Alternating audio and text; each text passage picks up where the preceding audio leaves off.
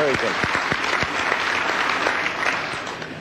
Perhaps the best-known freshman member of Congress, Sonny Bono, has been consistently underestimated. As he himself put it, quote, "People have said to me, you can't write songs, you can't play an instrument, but I've got 10 gold records." At age 17, he wrote his first hit, Coco Joe, which was later recorded by the Righteous Brothers. From 1988 to 1992, he was the mayor of Palm Springs, California. Sonny Bono knew when he got into competitive politics that his opponents would make him the object of ribbing and ridicule. But to his credit, he had the courage to keep his mustache.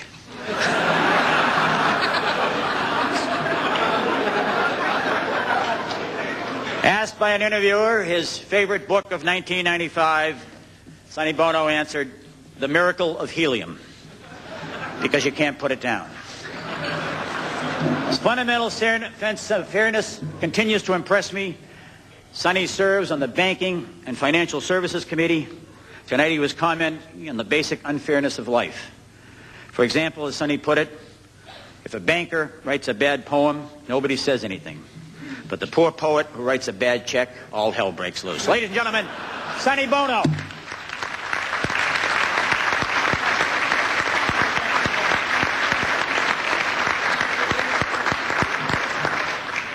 Thank you very much. I appreciate having to close the show after everyone's been terrific. And all the jokes I was going to tell have all come up and been told. I do want to say this. I was so excited when I was invited to come to this event. And then they said, "We want you to be at the head table." And I was elated. And they said, "We want you to speak." And I actually couldn't believe it, you know, because it was just so wonderful. And they said, "We don't want you to be serious. We want you to speak and be humorous." And evidently none of you know what I've gone through to be serious.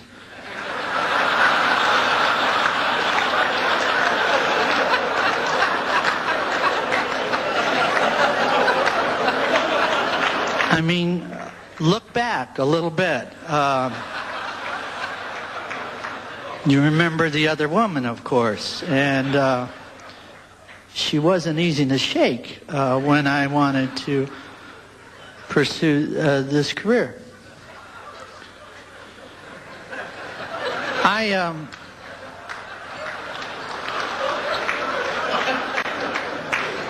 I got into this career accidentally, and I became fascinated by it.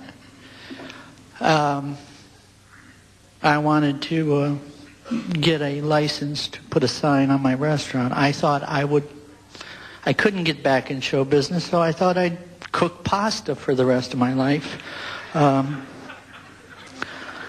I was fortunate enough to get married again and marry a beautiful woman, my wife Mary. She's here. We have 2 kids, so I didn't care. I got a great-looking wife, and she's way better looking than Cher, and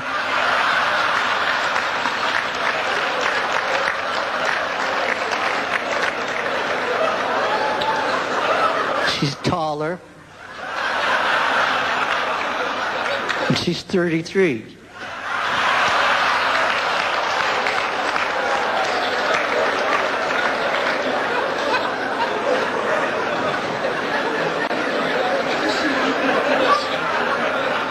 Anyway, we bought a restaurant, moved down to Palm Springs, and I was just going to retire and kick back, and I wanted to get a sign. And I went to the city. I said, "I'd like to get a sign." He said, "You would?" I said, "Yeah." He said, "You would?" I said, "Yeah." He said, "What do you want exactly?" I said, "I want to get a sign." "Do you realize what you're asking for?" I said, "I think so. I'd like to get a sign that says Bono Restaurant." He said, "Well, you don't just get a sign.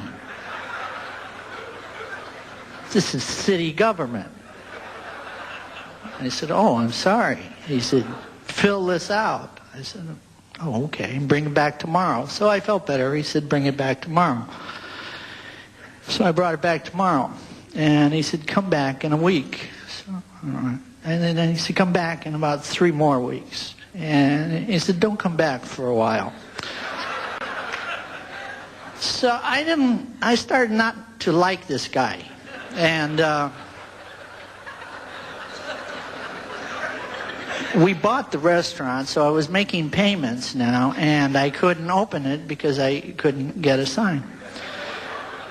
And so that is when I got fascinated in politics. I was bound by it because I never saw anything so confusing in my life and illogical.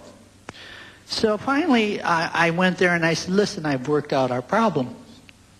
And he said, you can't have worked out our problem. I said, I have. He said, you can't. I said, I have. He said, we have to work out your problem. I said, no, I worked it out. I'm going to run for mayor and fire you.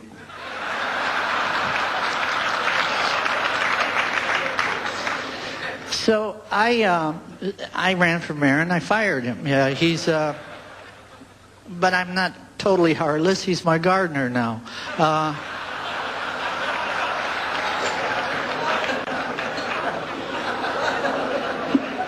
Anyway, I really did become fascinated by bureaucracy, you know, because I thought, well, I'm mayor now. And being somewhat naive then and getting elected mayor, I thought that was like being elected king. And it's not, you know. You can't do anything when you're elected mayor. You have to ask the federal government, you know. And if you want to do anything, you ask the federal government. You can't get this, you can't get pencils, you can't do anything. So the job was fun for about a month, and I had it for 4 years. So I said, this was stupid. I should have ran for federal government. So as soon as I could, I got the hell out of there, and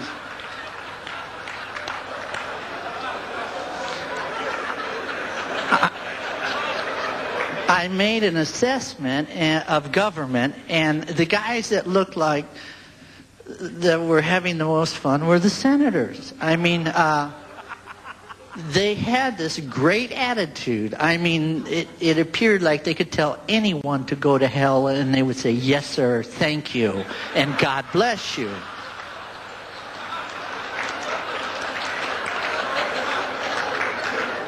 And I enjoyed tremendous success in show business, but this eclipsed that, you know? And I thought, well, that's what I want to be. So I ran for Senate, and that didn't quite work out. And then,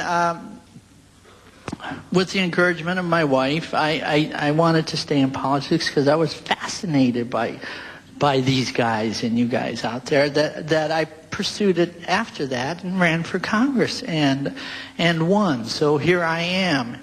And I just want to say that it's a delightful experience to finally be here and belong, you know. And I want to tell you that I in all humility, I accept this job.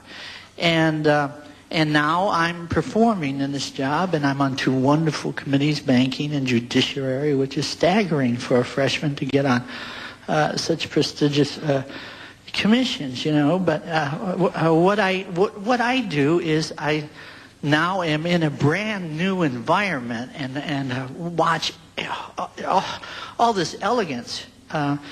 And I want to learn it, and so I lay back a little bit, and it's been a tremendous learning experience. I've had the pleasure of talking to Newt a few times and being close to him, and he's a fascinating fellow. And one thing that I like that I picked up from him is that if you look at Newt, he's always smiling. And so you might say something and he'll rip your head off from a smile, you know. By the way, did you notice how comfortable he was sitting there during the president's speech with Al Gore? I mean, they were so comfortable together. they chatted, and he had a big smile on his face, and he was quite comfortable. And so I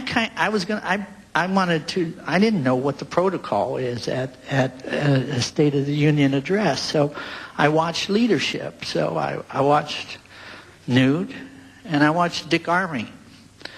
And Dick Armey was by the desk, and Dick Armey was bent over writing things.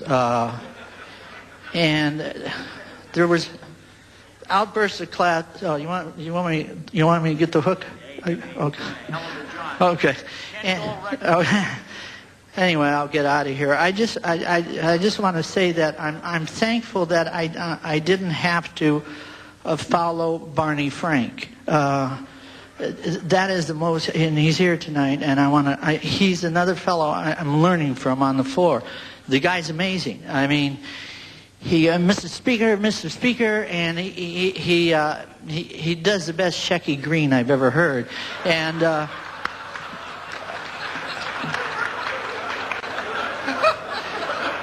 And he can fly from one mic to another without even seeing it. You know, you see him here, he's at the table, and then he's in front of the speaker, and then he's back there, and point of order, and I'm going, wow, I am impressed by this guy, you know. So, Barney, I'm going to keep watching you, if you don't mind, because you're the best I've ever seen. I haven't figured out what the hell you do, but it's good.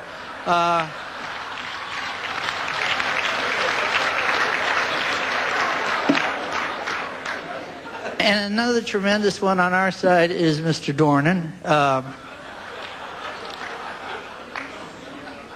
He's amazing. He's an amazing man.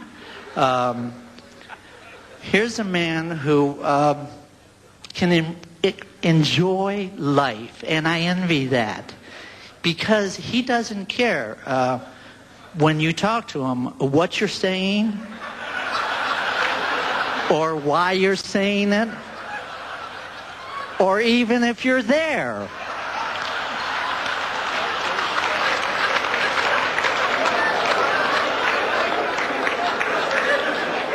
I've never seen anything like it. I mean, this morning, I was sitting next to him, and I thought we were having a conversation.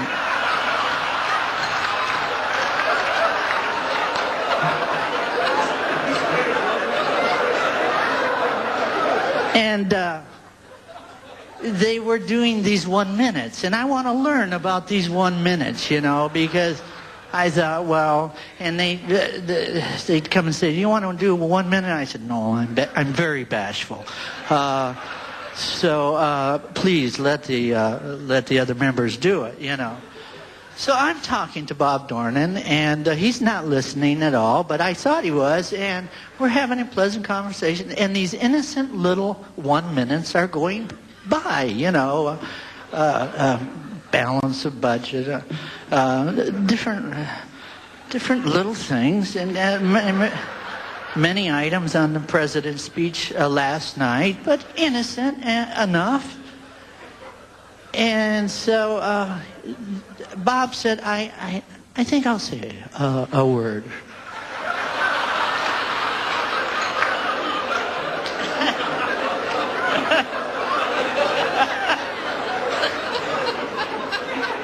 I said, "Oh, okay, great."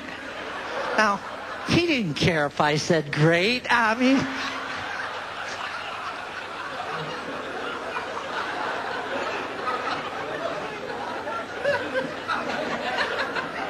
now when he hit the microphone, he made Barney Frank look like a grade school kid. I mean, I never heard anything come out of somebody's mouth so fast and like a barrage.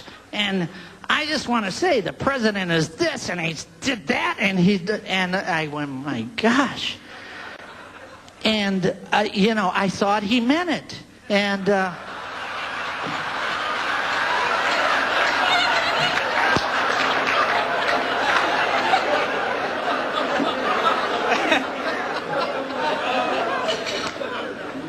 Now here's the most amazing thing about this guy. He said, you apologize. The other side got up and a point of order, and all hell broke loose there. And I thought, oh, well, everybody's going to be down here. There's going to be a fight.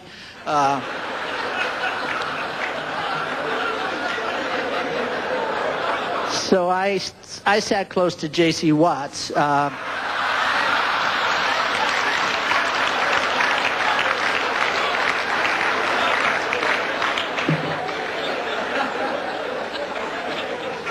So anyway, you take it back and strike the words and all this political lingo that I really want to learn. I love it. I mean, I love it, and I can't wait till I learn it. But I'm not going to rush that part. But anyway. Bob did the most amazing thing I've ever seen him do. He said, forget it. He looked like the most violent man. I thought he was going to eat the podium. And then he said, forget it. I'm out of here. I'll punish myself. I'll leave the floor for 24 hours. Forget it.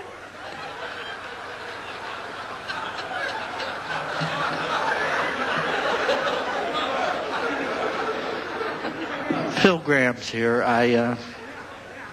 It's nice to see Phil, because when I ran for Senate, he amazed me too. I wanted to be a senator, and I went to one of his affairs, and he said something like, you can't eat corn if you ain't a pig.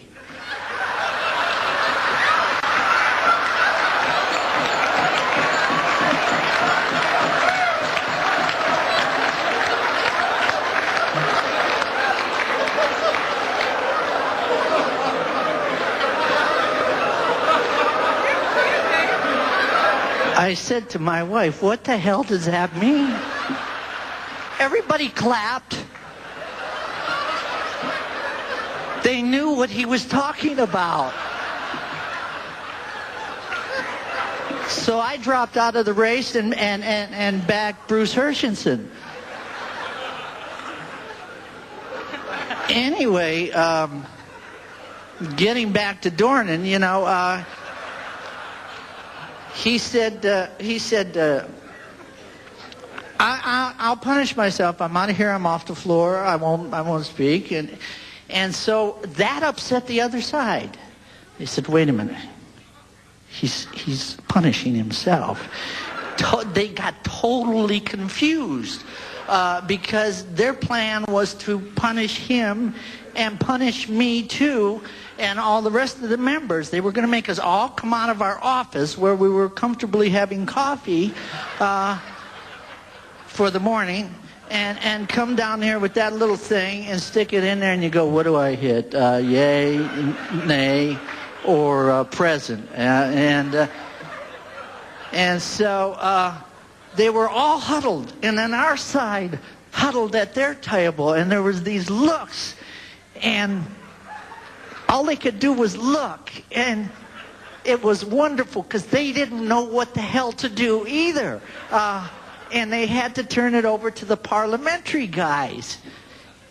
And they made a ruling, and they said he can punish himself. I have never seen, I think I have witnessed history. I don't think that has ever occurred on the floor. I'm not sure.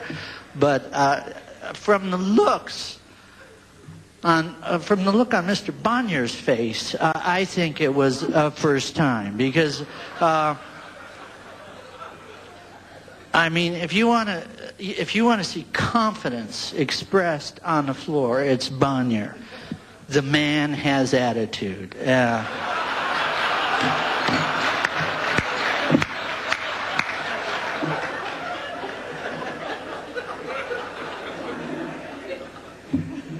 And when the press says to him, you really irritate Newt, he goes, oh, really? That's the last thing I would ever want to do. Is there?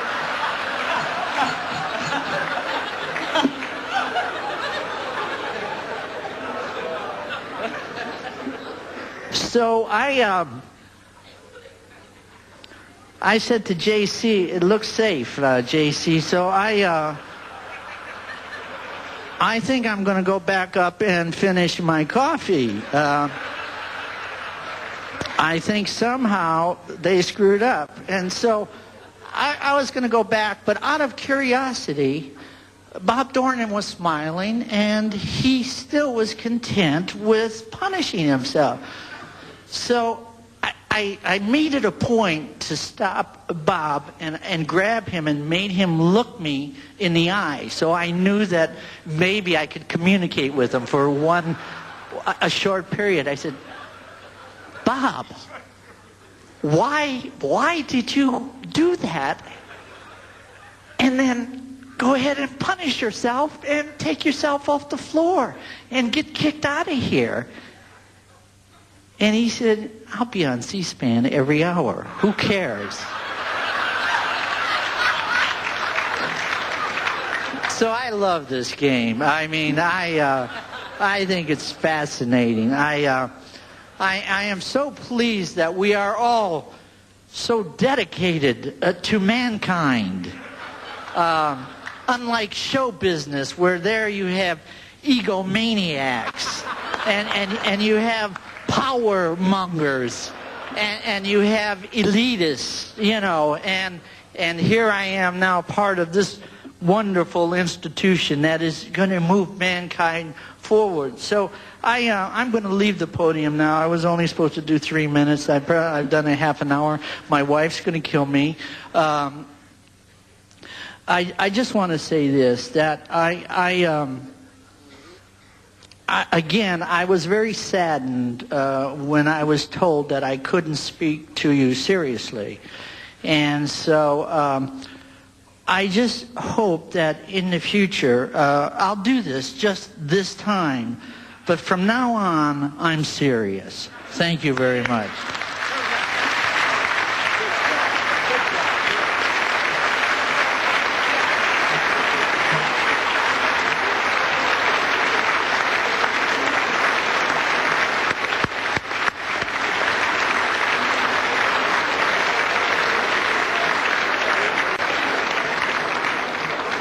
Thank you very, very much, Sonny.